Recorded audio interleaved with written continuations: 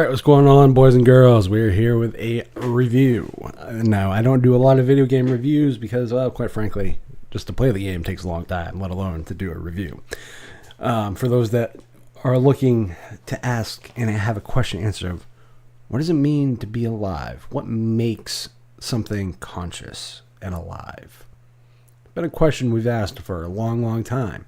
And it's a question that a certain game called Detroit Become Human asked as well. So let's roll into it and find out. So first up, we have a story. A story for Detroit Become Human is its center focus. This is the category that matters the most in this game. This game is your Mass Effect. It is everything that choice and consequence type gamers will love. There's what ifs, there's branching paths, there you do not know the outcomes that are possible with this. Even with the flowchart that it provides, the story focuses on 3 different characters. You have Kara, you have Marcus, and you have Connor. And the basic gist of it is these are androids that are asking the question, what does it mean to be alive? And that is the question. And how you go through the game depends on those questions and circumstances that are brought to your forefront and to your attention that you have to answer. If you were in that position, what would you do? Next up, we have graphics. And graphics, this is a really hard one to judge. I am a sucker for the cyberpunk, neo-noir type vibe, you know, the neon lights and all the other stuff that you get. And there's certain modes, certain visions that are highlighted that give you that very Terminator type view from the eyes of and perspective of the character you're currently playing. To me, that is an aesthetic choice that I love. The graphics and the facial animations are really good though, like during the cut scenes, and like you can see like small things, like at one point there's an interrogation scene that you can see one of the characters' eyes just kind of moving back and forth. It's really cool. There's small details like that. So there is a lot of attention to detail, but if you are not a fan of like cyberpunk and the neo-noir and those Deus Ex type visuals of near future, you might not like it. But for me, graphics, easily 9 out of 10. Next up, we have sound. Now with sound is really, really good, actually. My thing with sound is the lip syncing matching the voice acting as far as movement, and because that does play a factor. Musically, the game has a minimalist vibe, at least because I really didn't notice it a lot, but it could be I was just more engrossed in the story. But it seemed like the music was purposely chosen to have more of a minimalistic vibe. There are music pieces that you do hear. There's like certain places and atmospheres that you go in that the music is appropriate. There are other times, however, that you just don't really notice it. It seems almost absent, and maybe that is something, again, because I get engrossed in the story, that it is really something that is a conscious choice in design.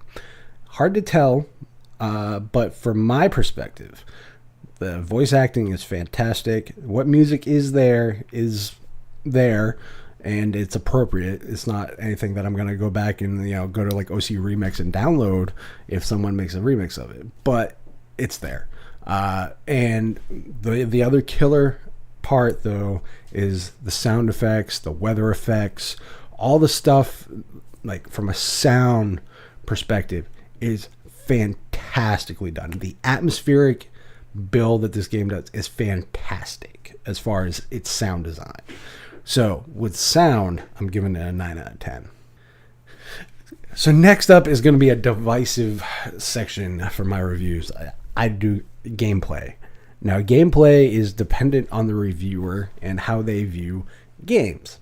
For me, gameplay is depending on how the game is designed.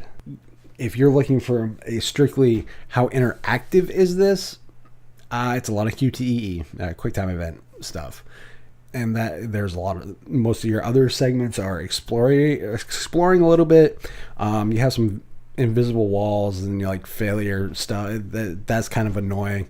And the biggest knock on it is it's not interactive enough, potentially. So for me, this is more of like it's a hard toss up, because you can call it a 5 and call it average at best. But what's there isn't really broken. Like, button presses that you do interact with for QTEs register quickly enough. Button mashing that you have to do in certain segments. There are a few like control issues on some of them. Like some of the combination of controls that you have to do is a little wonky. But for the overall like actual like gameplay input is fine. What is there for gameplay though? And that aspect is very minimal. The rest of it's kind of like a walking simulator. So if you've played like Firewatch or something like that, that's kind of the vibe you're going to get. I mean, gameplay, I'm going to probably range towards just above average on a 6, but I'm going to take a bunch of points away just because there's not enough of it.